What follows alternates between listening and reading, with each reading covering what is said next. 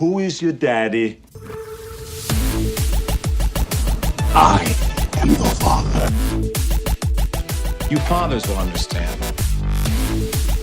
My father taught me many things. I got an idea. How about you all sit there quietly while I make dad noises?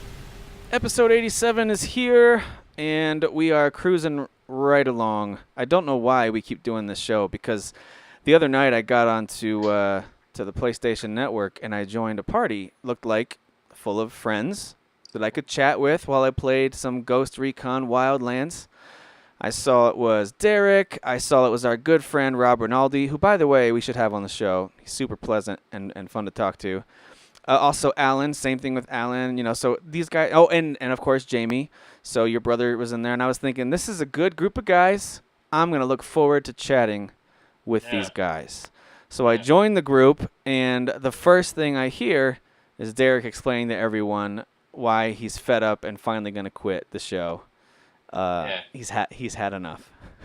Well, I mean, I've hinted at it for a year and a half now that I think you're garbage. So right. I've hinted at it. So I think I'm not sure Friday that hint is the right word, but yeah, okay. I think Friday night I just hit my boiling point. Sure. Whatever point it was. As you do.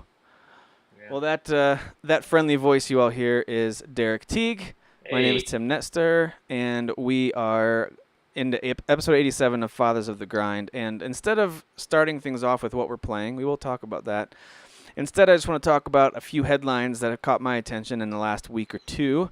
And whether it's get Derek's thoughts on it, most of the things that I highlight here, he's going to say trash, don't care. Probably. So just spoiler. But I thought they were interesting enough to highlight on our show. As those of you who listen regularly know, we every once in a while will cover recent news. But because we're not insiders in the industry, we don't have a scoop to share with you. It's more just our reactions to major stuff that you probably already know about and maybe are just interested in hearing our thoughts on. Which is weird now that I'm saying it out loud. People are interested in hearing our thoughts on this stuff. On video games, on news. That's weird. Well, I think it's I don't think it's weird. I think I know us, so that's why I think it's weird. Well, I think we're both smart. Like you said, we don't have any insider info. Like, I used to listen to Beyond because I knew, while I thought both Greg and Colin were semi-smart, I'll say they're smart.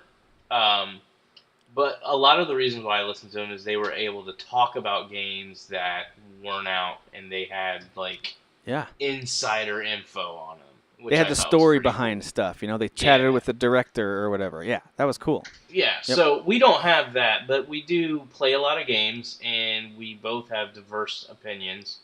I am very clear on what I hate and like, and it's pretty much everything I hate is pretty much everything you like, and everything that you dislike is everything that I love. So we work fine. Yeah. And then we have our few common ground games. It balances out that way. And then every once in a while, we both love a Mass Effect Andromeda out of nowhere. Yeah. That's our common ground. That's what keeps this marriage strong. All right, so but you still we're gonna talk about Hell Trash, which is annoying.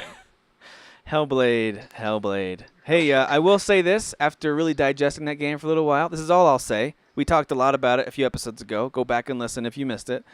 But after digesting it a little bit more and kind of just processing it all, I do think the people who expressed their love for it, not naming any names, but it's both in the media and friends of ours, I think some of the things about it are a little overblown, but I will stand by my statement. It's a worthwhile game because it's unique. But that's all I'll say about it for now. I do think, after processing it a bit more, I'm like, yeah, I have no interest in seeing that again, experiencing it again. Like, it just was not a happy experience overall. So, anyway, we talked about that already. Yeah. But just wanted to say that. Give my opinion again. It actually, the reason I'm saying that is because I just this past week, while my wife and I we're watching through Seinfeld on Hulu, and so while we're sitting there watching some Seinfeld episodes, I have my Game of the Year document open as I'm starting to think through how we're gonna set up categories and set up voting, and I'm putting together like a year in review video. Mm-hmm. So as I'm looking through this stuff, I was putting together my own top list, and I have a list of games that I've finished, and I'm trying to rank those, and then I also have a list of games that I am hoping to finish by the time December rolls around,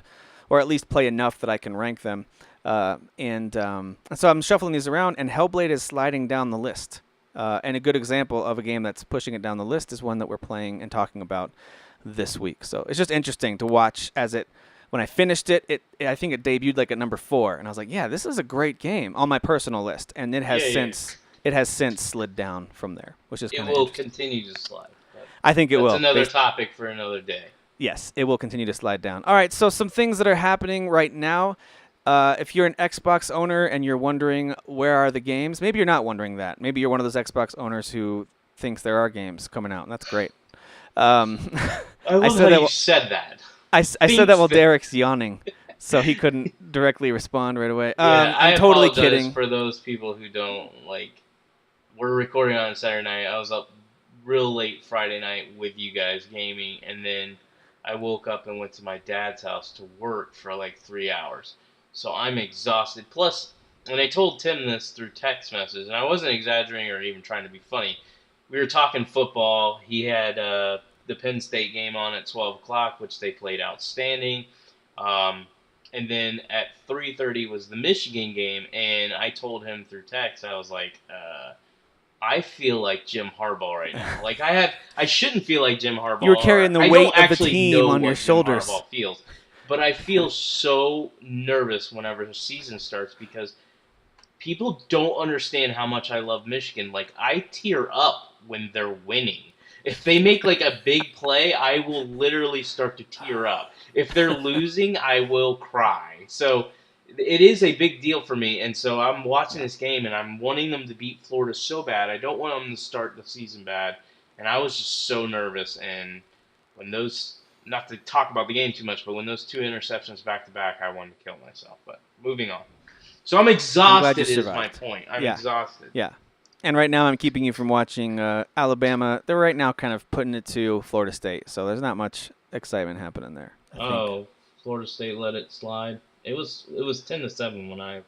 Yeah, it's 21. Alabama's up by 14 now in the 4th. All right. So anyway, speaking of Xbox, they just released this past week a Recore Definitive Edition. So I'm going to tell you a little bit about what they're doing with this. If you forgot, Recore was the game that came out last September. It was a $30 game, I believe, a shorter experience. It was one that many people, including myself, were excited about. And the more we learned about it and the more we heard impressions of those in the industry, the less and less the excitement was there. Yeah. And the reviews came out, reviewed fairly mediocre. And then everyone that I talked to who actually played it, even whether or not they finished it, said it started strong and then quickly became repetitive and then becomes empty. That's the description I hear from most people. So this definitive edition seems to be addressing a lot of that. So here's what they're adding. They're adding a new chapter to the main story, a new core bot named Tank, and a few other things to go along with that. I'm just giving a summary here. There will be a new overworld, 10 new dungeons, and a sandstorm region where being outside for too long, I believe, starts to take its toll on you. As far as visually, there's going to be a number of little improvements here and there and performance improvements, as well as a better overall draw distance, which I know people weren't real thrilled with that because it didn't look all that modern when you looked at a long distance. Mm-hmm. And they added 3 new fast travel nodes where you can also do all the stuff you would normally do at your sand crawler, kind of your home base. Now you can swap out those cores and your various inventory pieces right there at those fast travel nodes instead of having to travel back to your sand crawler. So if that sounds interesting to you, if you're like me and you kind of started it but then put it on the shelf really quickly, knowing that you'll come back to it someday when the landscape is a little more barren, this update is free for you. If you own the game, you get all of this for free. You'll just download the update, and there you go. I'm actually downloading the update, and it's done now on my PC. So awesome. I think I will give it... I don't know if I'll play it, but I'll at least go in and take a look, because I have a kind of a vague memory of how it looked and how it played and everything like that. So I wouldn't be surprised if I thought it was cool again, but then walked away from it. Yeah, I remember it being kind of fun. It's fluid, the way it moves and the way you shoot. Kind of a third-person action shooter. Reminds me a little bit of that old N64 Sin and Punishment type of a game where it's real fast-paced. But it's very easy. Lots of auto-targeting. That was what turned me off, because I like the world, I like the characters. Yeah. And as soon as I started doing the combat, I was like, oh, it's like you just... I think, and I'm going by memory, You just hit left trigger and it auto targets on somebody. I don't think you had to do any free aiming. Now that might not be accurate for the whole game, but I experienced and again, a lot of games have a very easy opening sequence, and then it opens up and gets tougher. But anyway, if you don't own it yet, and all this sounds interesting to you, it is just $19.99 for the full definitive edition of this game, and it is out now. So there you go, you Xbox owners, a little bit of love for you. If you own a PS4 or a Vita or a PC, then in early 2018, you can look forward to a full remake of The Secret of Mana, which is an epic RPG from Square Enix. It had a lot of personality, very creative characters, and a very compelling story. I really liked this game. You could play 2-player back on the SNES, and I found out you can now do 3-player online on the PS4 and Vita. So this game is supposed to drop in February, I believe. It looks a little akin to maybe a slightly older Dragon Quest type of a game visually. But it is an action RPG where you pull up a little radial menu and you select your attack or your item, that kind of thing. And you hold the button in to charge up your attack, or you just tap it to swing it. There's not heavy attacks unless they change the combat system. But a pretty fun game. I enjoyed this one as well as Secret of Evermore for the Super Nintendo. Very similar combat systems. So yeah, if you're into old school Square RPGs and you're looking forward to digging back into something maybe you missed, I know a few people said, hey, with the 3D remake, I'll try it out. There you go. So for Xbox fans, get excited for Recore. PS4, Vita, and PC gamers, you can also play Secret of Mana remake. I guess if you're a PC owner, you can play both of those. So win-win if you're a rich white man like Derek. With a white PC. Speaking of Super Nintendo, the Super Nintendo pre-orders have come and gone in the last week or so. A little more than that, maybe. And it was an insane scramble. People posting on social media, go. Amazon's up, Best Buy's up, Walmart's up. And within 6 to 8 minutes for each of those, they would go back down. And then they would open back up again in some cases and go back down. Target came and went. I don't think Toys R Us is doing pre-orders, so normal. They just guaranteed that they will have a bunch. Exactly in stock. Of. They'll have an amount in stock, yep. But they're not doing pre-orders.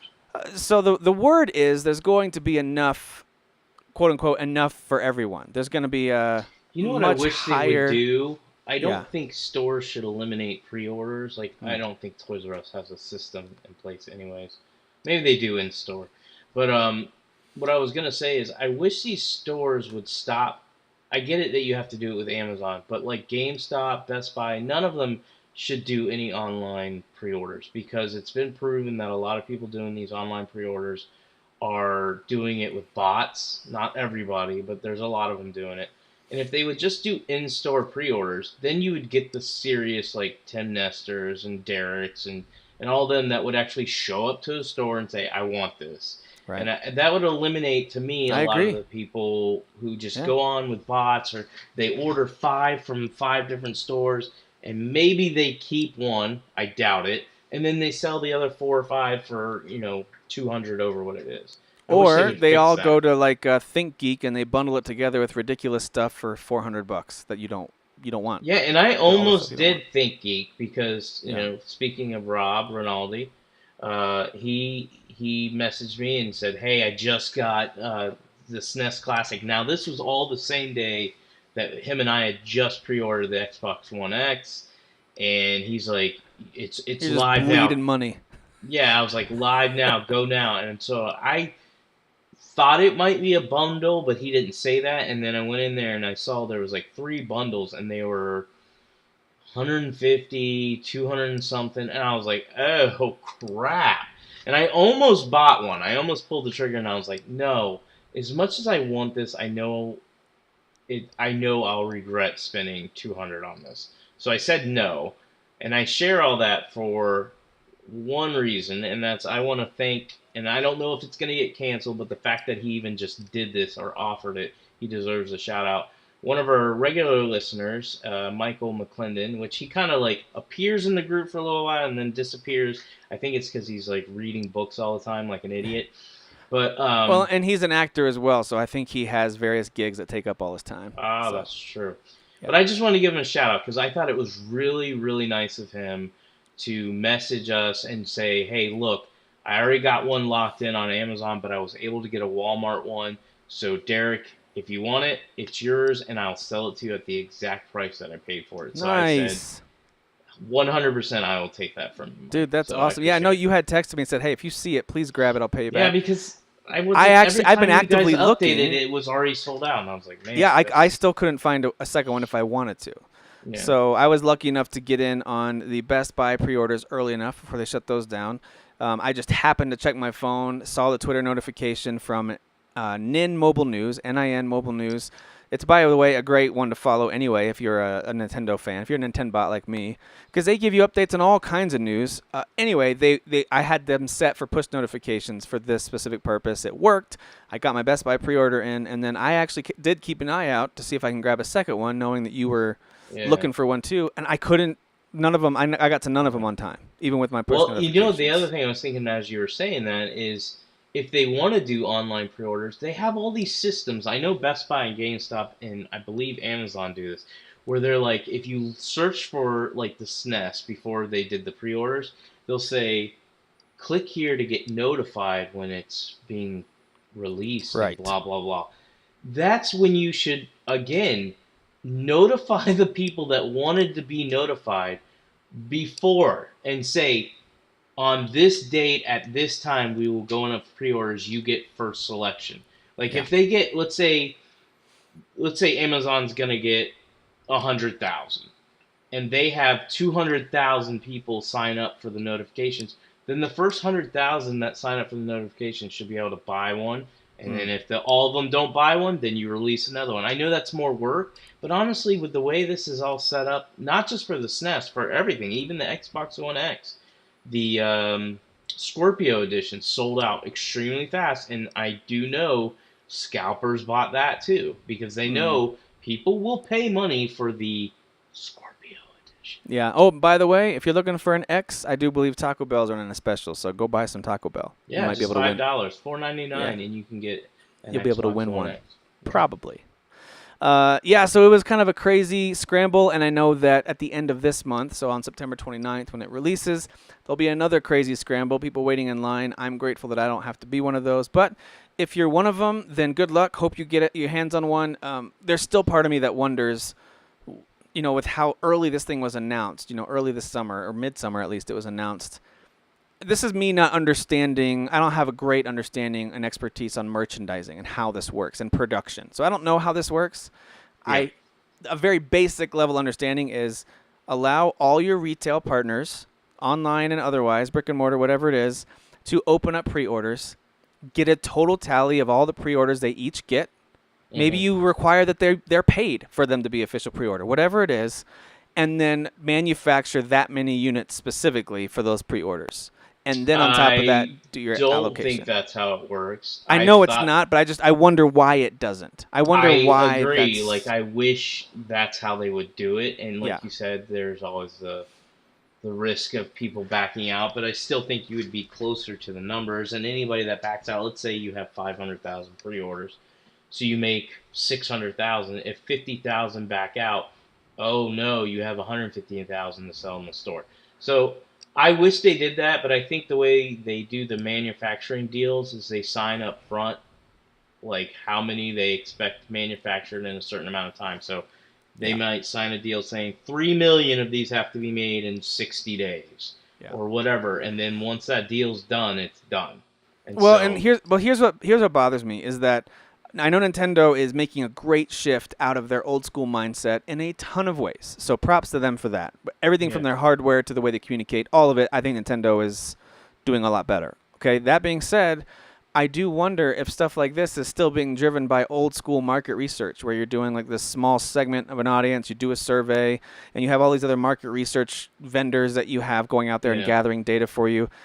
I understand the value in that, but on the other hand, in this day and age, you have direct connection with your consumers. Find out directly. Don't do a survey. Find out directly, hey, how many of you want this thing? And there's various ways to do that through, required paid pre-orders through retailers or whatever it is. Maybe it's just through your website and just have them sign up that way and pay in full that way. Whatever the process looks like, you have direct connection with your consumers now. I'm not really sure why they still rely on what seemed to me to be not completely accurate market research numbers. And the whole scarcity thing, like it works with like a Wii, didn't really work with the Wii U.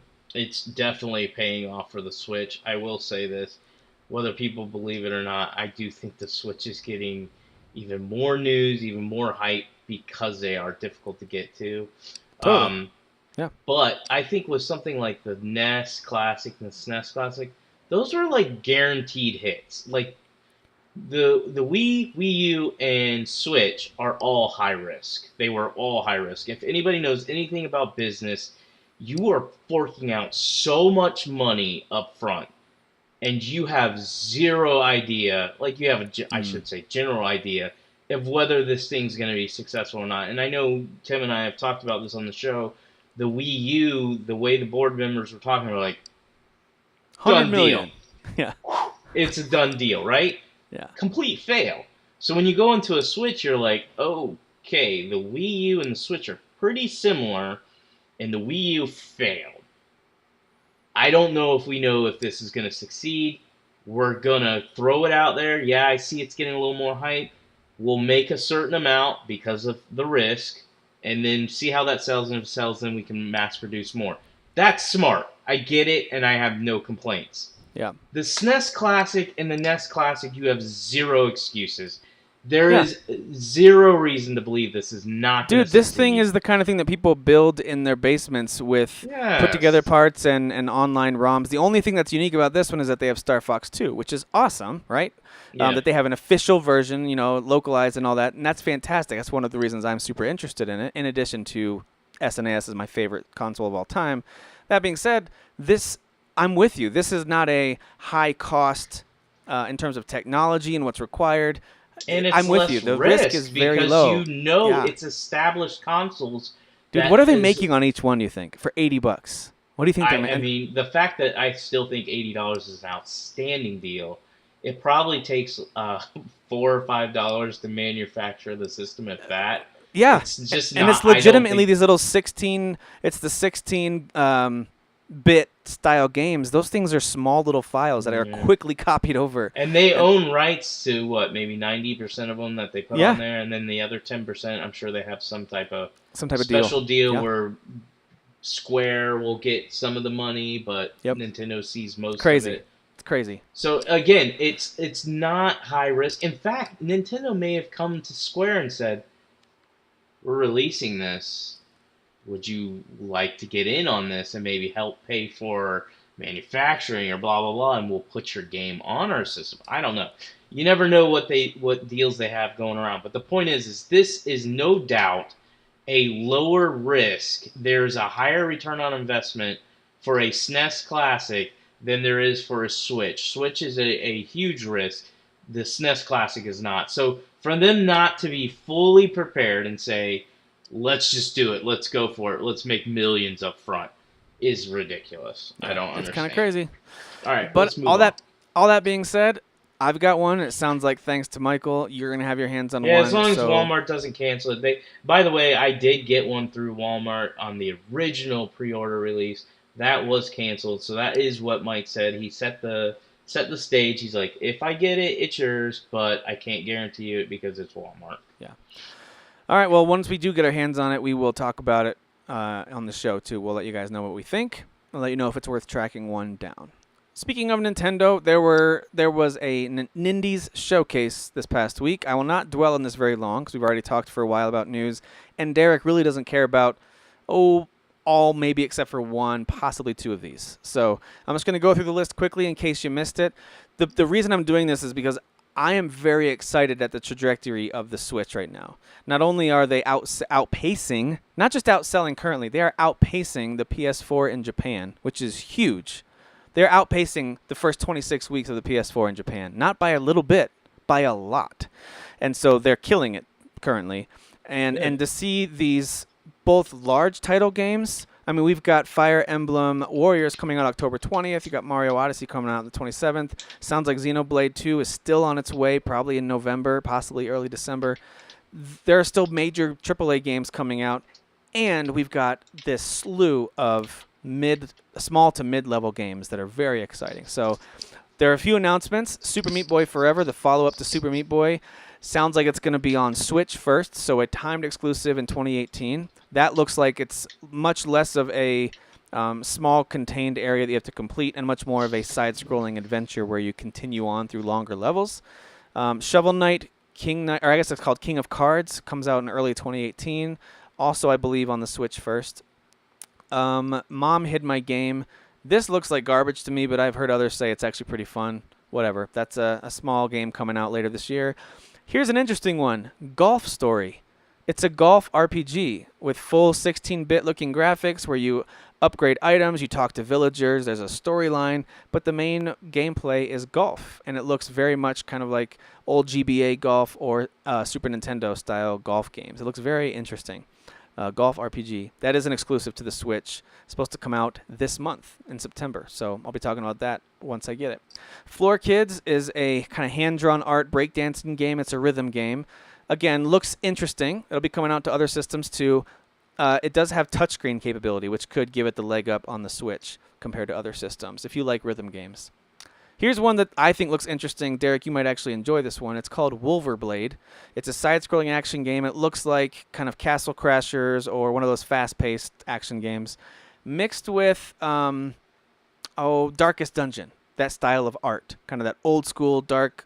I think that's the one, because I did watch, I didn't watch the whole direct that you watched, but I watched, I forgot what it's called, where they do the quick video and tell you what games and they highlight some stuff. Yeah, and so I watched it, and I think that one's one of them that and there wasn't many that I was like, oh, that might be interesting. Yeah, it was. Yeah, that one. Yeah.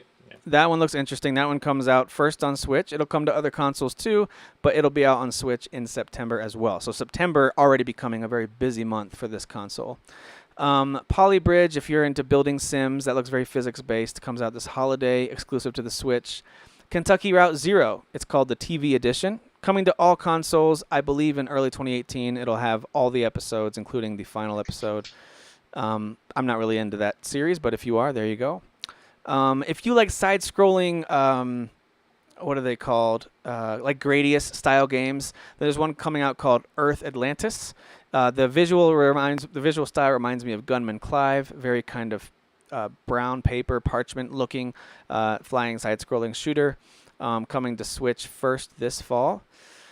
There's a game called Next Up Hero. It's an isometric action game coming early next year. This one's kind of interesting because every time you play and you die, other people who are online and play will be able to kind of pick up from where you left off or pick up your items. I wasn't totally sure of how that system works, but they're trying a unique mechanic where everyone who dies online, others can then pick up somehow from where they died. I'm not sure exactly how it works. It almost looks like a cooperative roguelike where you're still playing single player, but the effects of what other people did affect your game. So I'm not sure how that's going to work, but it's an interesting concept. I'm not sure if that's coming to other systems. That's early 2018. In 3 weeks, we'll see SteamWorld Dig 2. Finally. This is one that I've been looking forward to. It looks really pretty, and it's going to be on other systems too, but I believe Switch first, or at least they haven't talked about other systems yet. September 21, SteamWorld Dig 2. Please be excited. There's a third-person action-adventure game called Mulaka. The artwork reminds me a little bit of Tearaway because it's very paper, very kind of distinct edges, but it kind of looks like you're a Native American who's running around fighting these big giant beasts with your spear. So I'm not sure what that game's going to be like, but people are talking about it. Comes out in early 2018. Yono is the isometric puzzle game starring an elephant. Looks really cute, very much a family-friendly kind of a thing. Comes out on my birthday, October 12th. The devs of the Gunvolt games, and I believe they've done a few other games too, very Mega Man-esque, some of the games they make, are making a game called Dragon Marked for Death. This one looks interesting. I don't know if you saw the yeah, I think this is the other one. There was like 2 side scrollers that had like cool art. Yeah, this one has very cool art. Again, it looks like a high-quality 16 or 32-bit type of a game. Looks very cool, very fast-paced. If you're into those kind of more modern Mega Man type games, or if you like the Gunvolt series, check this one out. Battle Chef Brigade, side-scrolling action game combined with a match-3 puzzler. Pass. Morphe's Law. This is a weird one that I don't think I'll play, but I'm glad to see them doing games like this. It's a third-person multiplayer competitive shooter. It looks like it's pretty much online only. It is a console exclusive to the Switch. It's using Unreal Engine 2, by the way. So it looks pretty good, and the physics on it look pretty good. As you shoot your enemies, depending on where you shoot them, that part of their body shrinks and that part of your body grows to the point where you can become a giant running around the world and you're shooting at each other. So it looks very weird, but very interesting. So I'm curious to see if that one actually pulls it off and is fun to play. It would be one of the first, multiplayer only games on Switch, at least in a shooter sense, outside of Splatoon 2. Sausage Sports Club, pass. You guys can look that up if that sounds interesting to you. Same thing with Light Fingers. It's a board game, procedurally generated. That comes out early 2018. This one sounds interesting. If you were into the Trine series, then check out Nine Parchments. It's an isometric multiplayer fantasy game. It comes out this holiday. That one looks really interesting. If you like the world of Trine and kind of the lore they've got set up there, this kind of has a Diablo look to it, or Torchlight look to it, in the way that it plays. Also comes out sometime this holiday. And lastly, they closed it out with a major announcement that Travis Strikes Again, No More Heroes is coming to the Switch in 2018. It is a Switch exclusive. Suda51 is directing, and this game looks crazy. I kind of had some Walking Dead graphic novel vibes with the villain that came in with his baseball bat into the RV at the beginning. And it looks really weird, looks really wacky. They get pulled into some kind of a game where you're in all these different game worlds. I'm not sure how it's going to work, but it looks crazy. So, again, please be excited. It comes out in 2018. The reason I went through this list, there's two reasons. One, just to inform you if you didn't get a chance to watch it, and to give you an idea of what games are coming out for the Switch, if you have one, if you're considering getting one. But also because it helps, in my opinion, to reinforce the idea that Nintendo is doing it right this time. I would argue that the Wii U had a lot of killer games, but because the hardware did not deliver, both in terms of how it looked and how it felt and how it played, a lot of the games that came out initially started to fade away and then disappear. I feel like with the Switch, they nailed the hardware, and so you saw a couple of marquee games release, and now we're starting to see a deluge of games release. And I just think it's going to get better and better. And I'm glad to see these very creative, smaller devs working on stuff.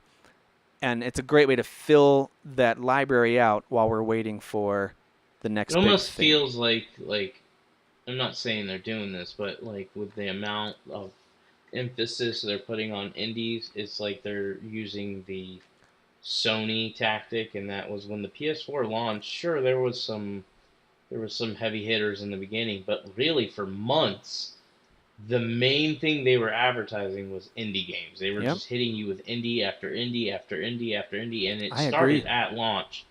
And so Nintendo has obviously hit us with some heavy hitters. They've been pretty consistent. In fact, I just made a post the other day, and we'll talk about this game in a little bit, where I'm really, really impressed with the way they're supporting the Switch. Because you got to remember, and we talked about this when we talked about the Switch releasing before it did, and I said that they're in this terrible situation where they need third-party support to be successful, and then I said, but you don't get third-party support without showing you're successful or being, starting to be successful. And to me, Nintendo has pulled off something that's very difficult, and maybe they knew this. Maybe they knew going ahead they had the same type of thinking, like, we can't get third-party support. We're going to have to nail releasing game after game, even from our first party, or getting help from other studios like Ubisoft and stuff like that are the few that are willing to launch with us, and just really get games coming out, and then also fill the gaps with a bunch of quality indies that, as you were reading, they're either console exclusives or they're hitting first, most of them. Right. So I really think they nailed that, and as you can see, the success of the Switch, I don't think it's just simply because of great games. I do think that helps, yes, but I do really think a lot of people are viewing the Switch as a handheld device, and they want that. Yeah. Again, I think they nailed the hardware in a way that even Nintendo, for all the great hardware that they've put out, I think this might be the best concept and execution on hardware that I've seen from them. Remains to Yeah, be I got seen the if it Wii U maintains, back but there, and it feels like a child tablet. yeah, it feels like Fisher Price comparatively. Yeah, it looks like Fisher Price. It feels like Yeah. Fisher Price. And I liked my Wii U, but like I was sharing last night when we were talking about it while we were gaming, and I said I only completed one game on the Wii U by myself. Like played it solo, started from the beginning, and finished it. Oh, I apologize. Two actually, now that I think about it, and one of them I've played like several times, and that is Zelda Wind Waker. I beat that for the first time, and the other one was Mass Effect 3, the Wii U edition. And I really did like the way they used the gamepad, so I enjoyed it on there. But those are the only games that I finished on the Wii U. I started some others, I played every once in a while, but I never really got hooked on my Wii U. Whereas the Switch, I've already finished a really big game in Zelda, and I'm hooked on another one that's really good right now. Yep, absolutely. I agree. I do think it's interesting that they've had the success they've had without really coming at us with the nostalgia.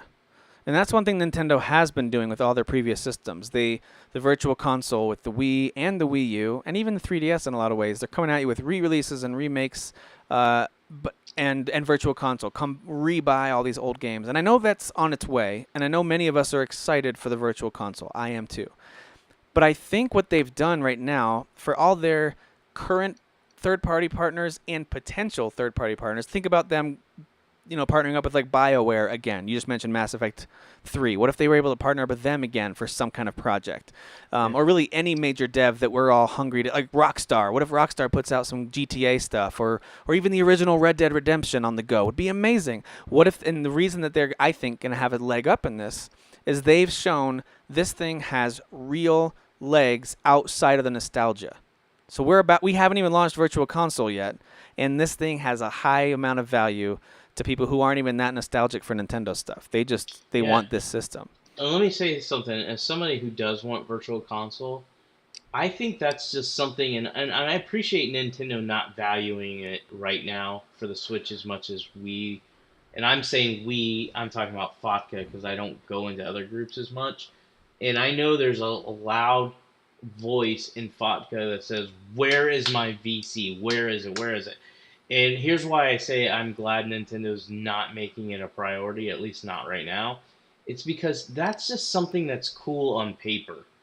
And I know I can't speak for everybody, but I know that I'm in the majority that we buy these games for nostalgia reasons, and we rarely play them. I own a bunch of them on the Wii U, and I played them like once. Yeah, I spent a ton of money on the Wii Virtual Console. I'd spend a lot of money on Same thing that. with the Wii. I bought a bunch of them on the Wii, and then you could upgrade from the Wii to the Wii U for like 50 or 60 cents or something.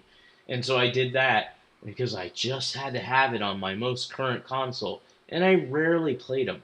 So I would rather them focus on first-party new experiences or teaming up with Ubisoft or some of these other third-party companies and bringing new experiences that we want. We really do want them. We think we want this Virtual Console, and we do.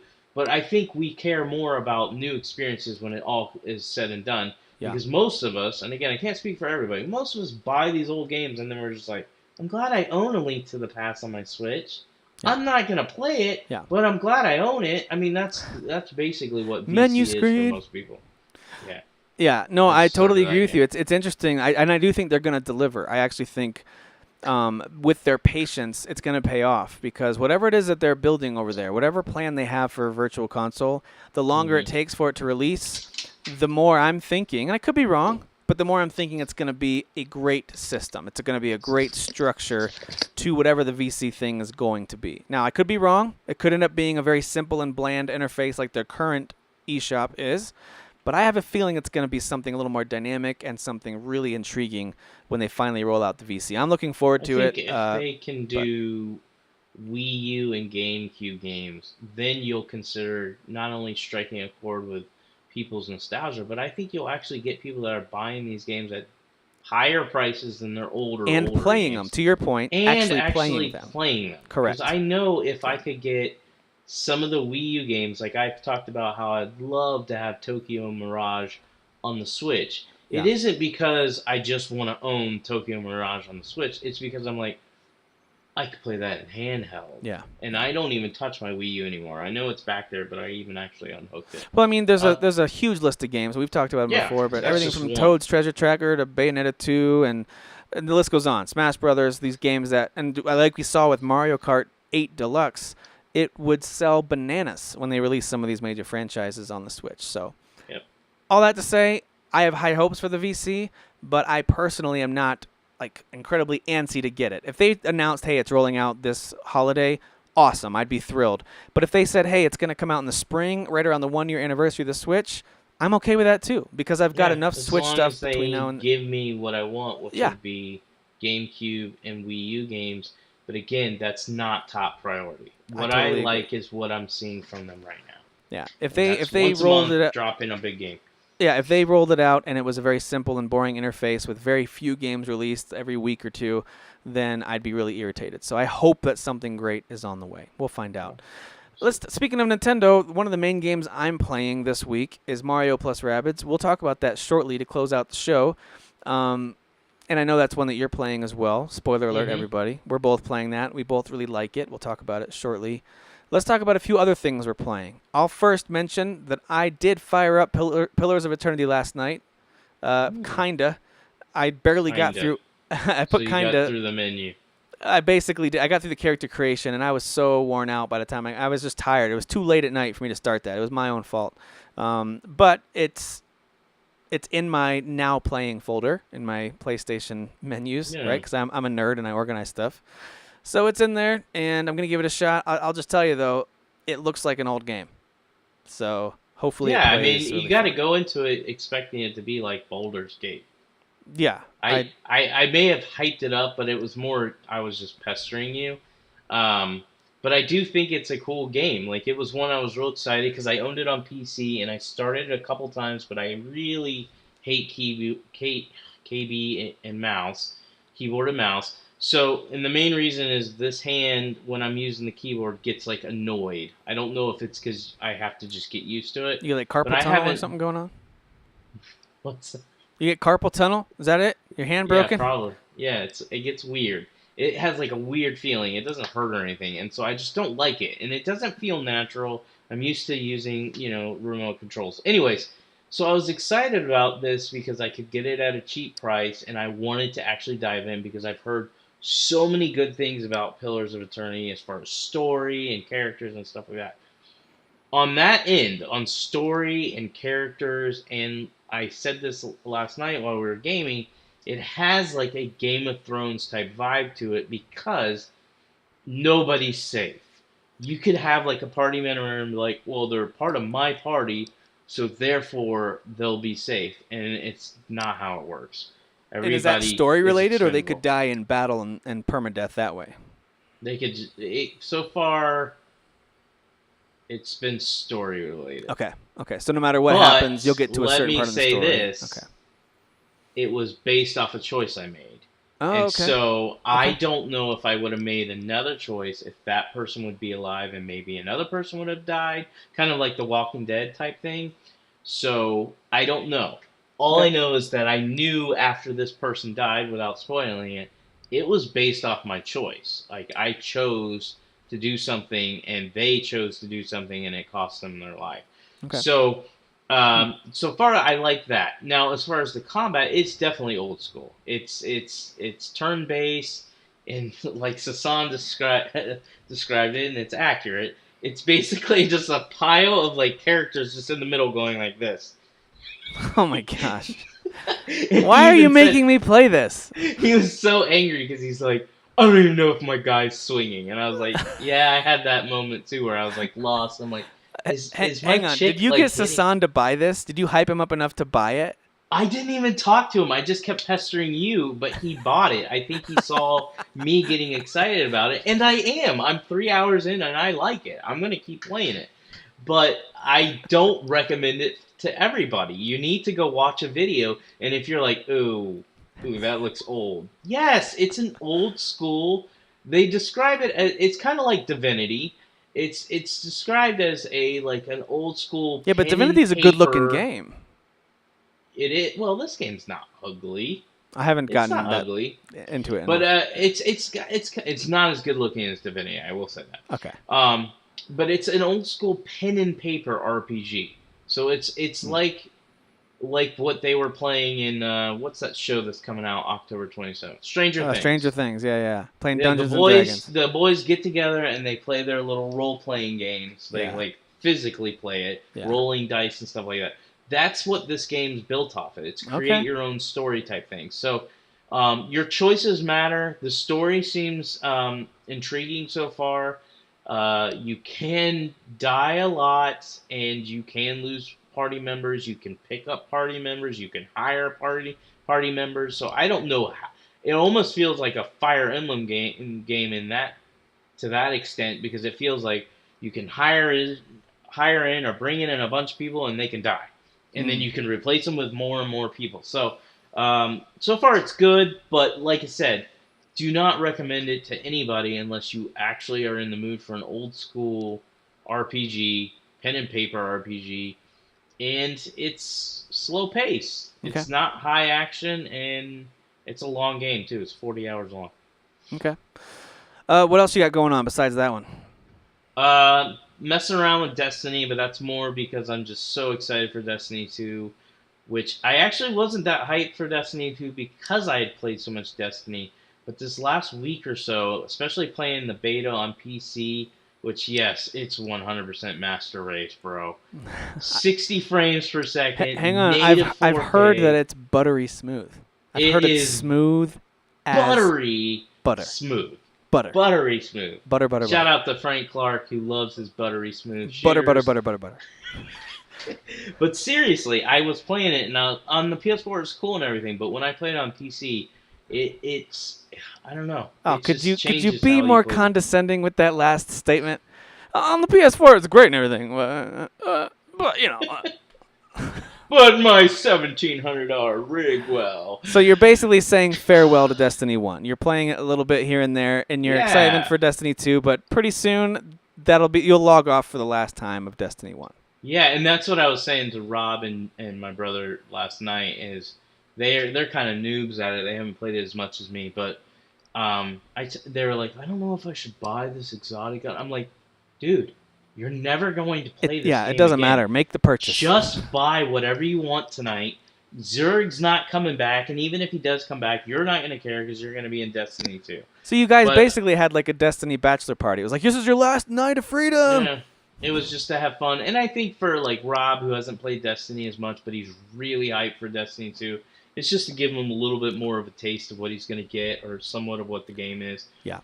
So I played that. I have slowed down on Ghost Recon Wildlands because of the release of Pillars of Eternity and Mario Rabbids, but I am still playing it. I still would prefer to play more co-op with you, but you know, I get our schedules. Well, hey, I jumped on to play last night, and you're playing Destiny, which was... Oh, first of all, I joined your game, and you logged off. Like, and immediately. You didn't send a text message, nothing. Immediately. You just immediately logged, like it was like, ugh, Derek's in my game? Click, I'm out. Is it bad that actually made me laugh out loud as I did that? Because I had to go, right? Family stuff was happening. I had to get going. But that I actually laughed. I was like, he's going to be really annoyed because he took time to join my game. Yeah. And then we even got in a helicopter, headed over to a mission, and then I left. Like, right away. I'm like, okay. I guess he can't play. Boy. So, but hey, thanks to Alan and Kent for gaming with me a little bit on that. That was fun. That's another one I'm playing too, Ghost Recon Wildlands.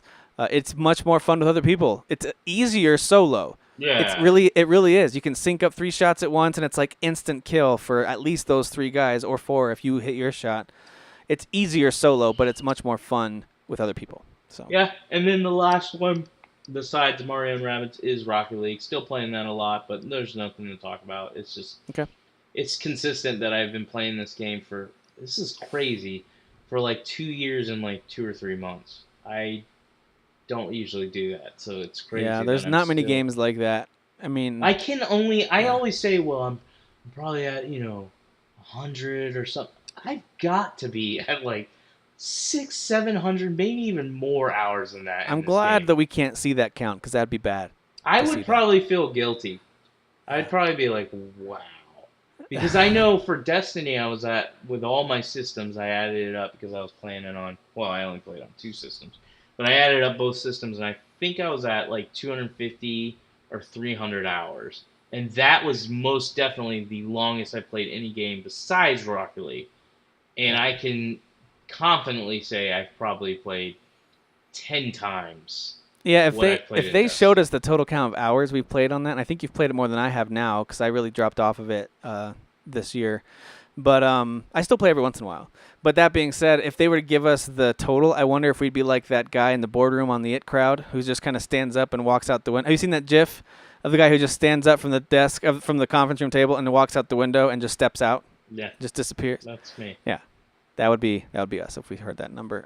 So that's what I'm playing too, is Pillars of Eternity, kinda.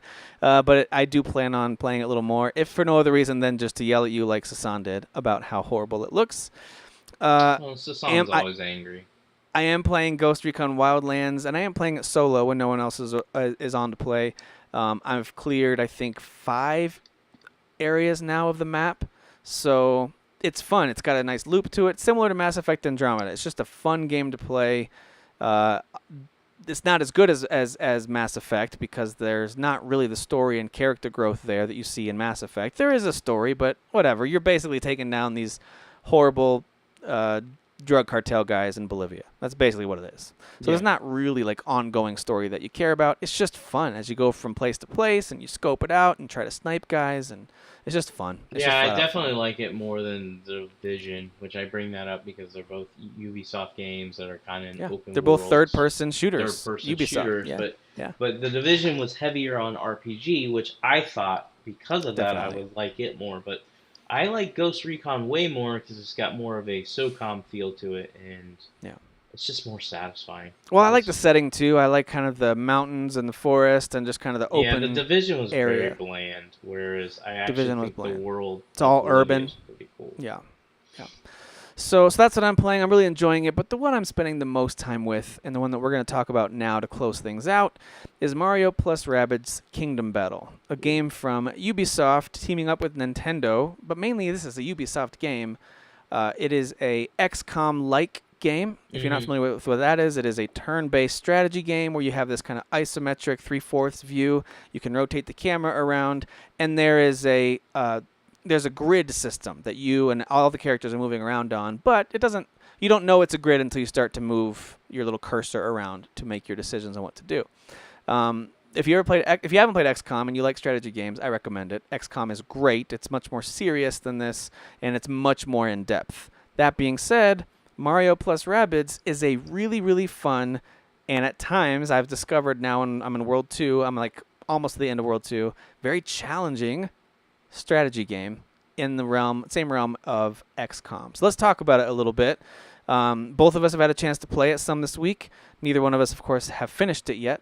The battles are starting to really slow down in World 2, as I have to every move I make has to be really careful because I can get killed a lot easier than I did in the first world. Let's talk a little bit about, though, from the beginning. What does this game look like? What were your thoughts on the visuals when you fired this game up, and have you done TV and handheld mode for it? It feels like visually like Mario 3D World. It's very, very colorful. I have not played it on TV mode. I actually think I would actually be playing the game even more because I'm more of a TV guy than I am a handheld. So I'm not out of World 1. I think I'm on like World 1.6 or 1.7. I don't know how many it goes up to. I don't know if it goes to 10 and then you go to World 2 or whatever. There's 9 and then a mystery one you have to discover. Okay, so I'm getting near the boss or whatever. I already beat like a mid-tier boss or whatever, which was actually a pretty cool fight. But it definitely has like a Mario 3D World type palette of colors and just the way the characters look. Even the worlds. I should say this.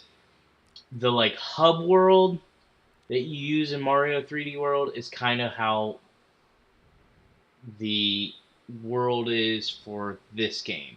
before you go into like a battle arena. Like Yeah, it's the way very you're exploring linear. and collecting coins and all that. Yeah, and you're kind of weaving through, and then you get to like in Mario 3D World, you just go to this and say, hey, I want to go into this world and fight it. Gotcha. Well, this is the same thing. You kind of like go through areas. This has few more secrets and stuff like that, and I would say Mario 3D World is a little more open, but you then go into a battle arena and start fighting. Yeah, this one has a ton of secrets. There's been areas that I've found only because I looked really closely. So there's been a lot, and I'm pleasantly surprised at all the secrets you can find to unlock new guns. Or I'm trying to get all the chests because I actually feel like they have worthwhile rewards. Yep. Yep. And the coins, of course, are very important. So you don't earn XP in this game. It's all about coins. It's all about coins and orbs, I should say. Those are really the two main ways to improve things. With coins, you can buy weapons that you've unlocked, whether you found them in the world or were rewarded with them from a fight. And then with orbs, you can and we'll talk about this in a little bit, but you can improve each character's skill tree. So those are really the only things you're going to collect. But I've found so far that pursuing the secrets and little areas that are off on the side that you notice, hey, it looks like there's an entrance there, it's been worth it so far because I've found all kinds of different things. I found the environments and the visuals to be really, really awesome. I found them to be very Pixar quality, maybe more DreamWorks animation quality, I guess, because it does have a Minions look to the Rabbids and stuff like that. I've never really played a Rabbids game in depth. All I know is that every time I see them on a cover of something, I think they look weird. From the little videos I've seen of them in the past, I think they're annoying. Mm-hmm. So I've never been interested. I've never gone out of my way to play a Rabbids game. I don't know anything about them. When this game started up, there's a very interesting like cartoon sequence where you're introduced to an inventor, and that's how the Rabbids are brought in, and that's how everything combines Rabbids with Mario's Mushroom Kingdom. So the way they do that is really good looking, though. The animation is great. Yep. It moves really smoothly. It looks like you're watching a cartoon. And we did watch it on the big screen, and it is gorgeous. And we have had no slowdowns. Then again, this isn't really a game where there's tons of moving pieces all at once, but there's been no slowdowns. The colors really pop on the screen, and it's my kids' favorite game currently. Two of my kids have their own save files. They've started their own games. One of them was actually playing it tonight for like an hour and a half. They love this game because, again, it has that really fun and funny character and environment look to everything, and the story is very clever in the way that there's lots of physical humor. Really hits home with kids and with me, I'll be honest. I've laughed several times at the dumb Rabbids. But it also has very straightforward combat mechanics. Now, I'm not sure if my 6-year-olds will be able to handle some of the combat stuff later because it is very much you make one wrong move and you guys probably love easy mode, though. There is an easy mode, died, yes. It alerted me to hit. They're like, and at some point, almost every battle that loads up, it'll tell you easy mode is Y button, right? So the kids can play on that. So what that does is it basically increases your attack as well as your hit points by quite a bit. So it gives you this big kind of cushion to succeed in the level. But yeah, I found the visuals to be really, really great and very, very charming. So I'm going through World 1, and I notice the plants are moving, and I stop and look for a second, and they're just bobbing up and down. There's 3 of them, and they're bobbing up and down in rhythm with the music, right along with the melody line of the music. Little things like that really give this game personality. If you were to have fired this game up and didn't tell me who developed it, I would have believed you that this was a Nintendo-developed game. I thought it was like Nintendo and Ubisoft combined, but I thought it was a Nintendo game for the longest time. Yeah, no, it's Ubisoft primarily, with of course Nintendo's hands on it as well. There's so much personality in there, so it's a beautiful game. I would say the same thing if it were on the PS4 or Xbox One. It's a perfect art style to be able to run on a system like the Switch, but still look like it would be a PS4 game too. It's really pretty. But let's talk about the combat for a second. I like the combat. It is very simplified. So as someone who's a big fan of XCOM, although I haven't played XCOM 2 yet, I do think XCOM 2 is on sale, by the way, on PS4. It is, so why don't you buy it? Yeah, maybe I should buy it. But anyway, I do love the XCOM games, and I love the intricacy and the level of detail you can get to in those games. But I'm also really appreciating the simplified version in Mario plus Rabbids. So what did you think about the combat? You know, the environments play a big role. It's very cover based. Cover is a huge part of this game, similar to XCOM.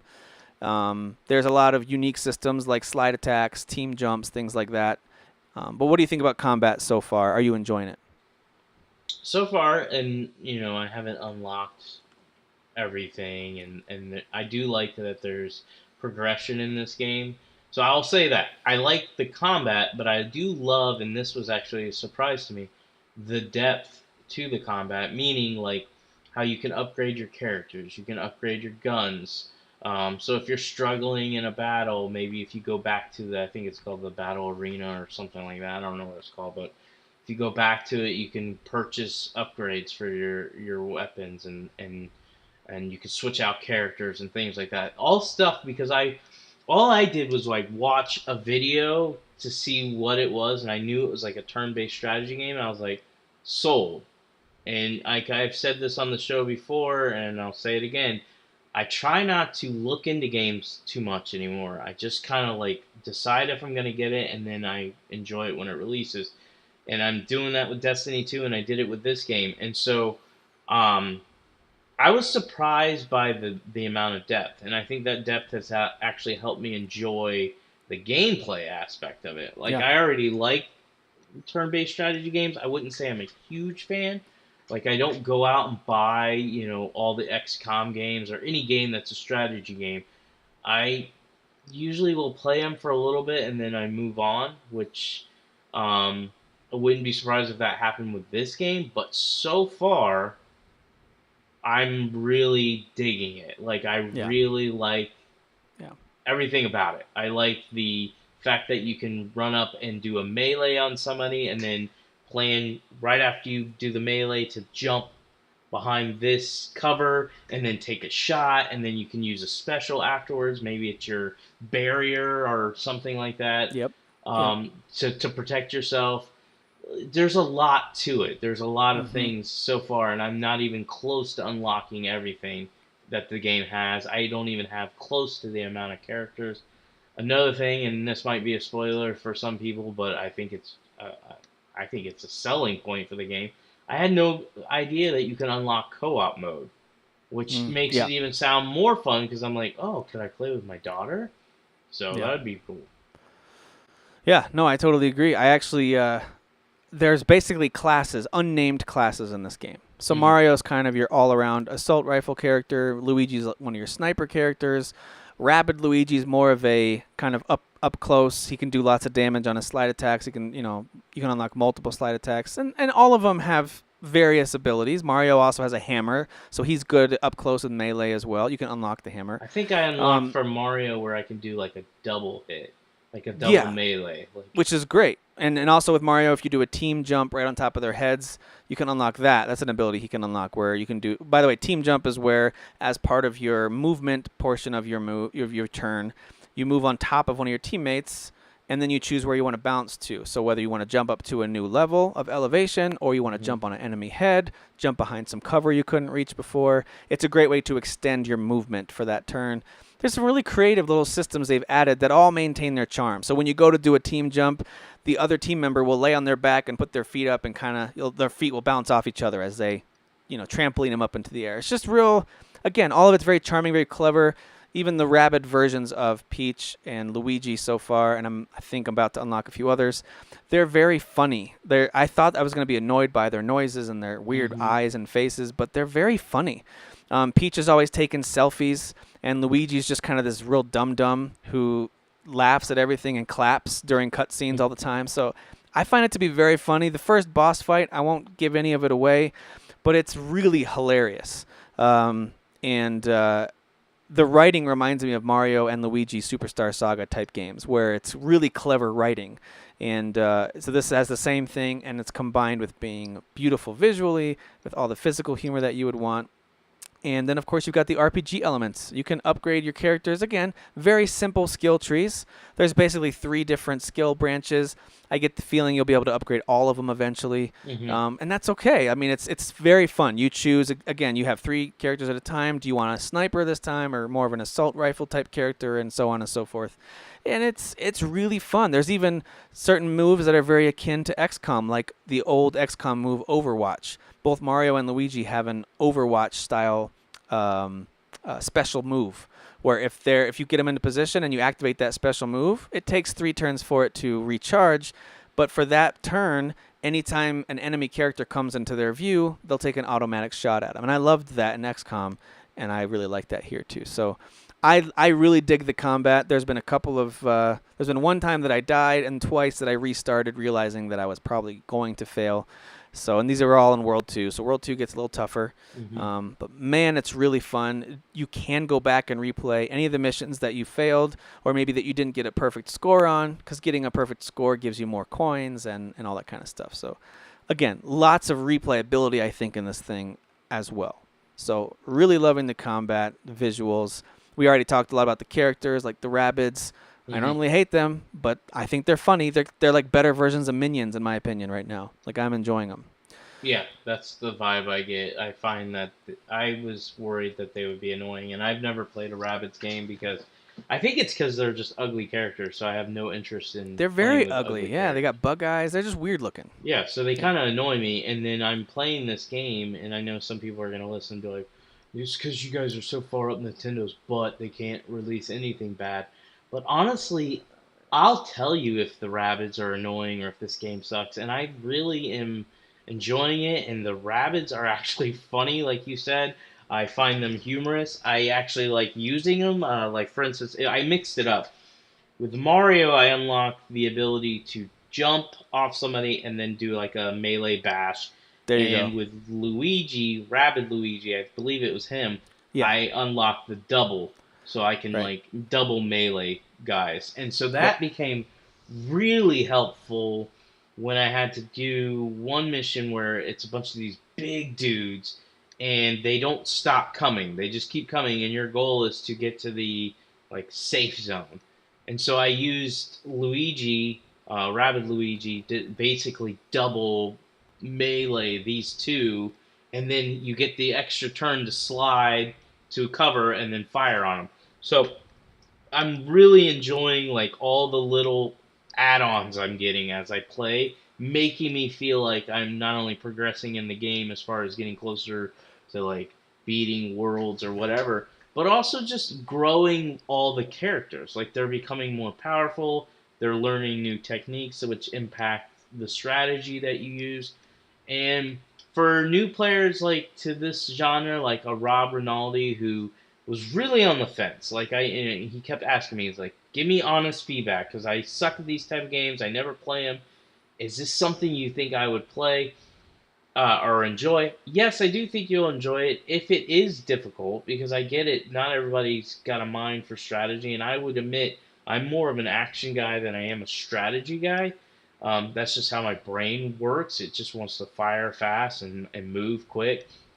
Um, I would say the fact that they have an easy mode that they present to you is a reason to not be afraid to play something like this, and then learn the systems. And then once you learn the systems, then you can stop playing on easy. But yeah, overall, really enjoying the experience. I'm off this week, so my plan was, and this is another reason why I was excited for this game, is I'm going to be going to Rock the Universe this upcoming weekend with my youth group that I do every year. Well, this year I get to take my Switch, so I'm real excited about that. Nice. And so I wanted to have some Nice. games for the Switch, so I bought Mario and Rabbids, and then I also bought Splatoon 2.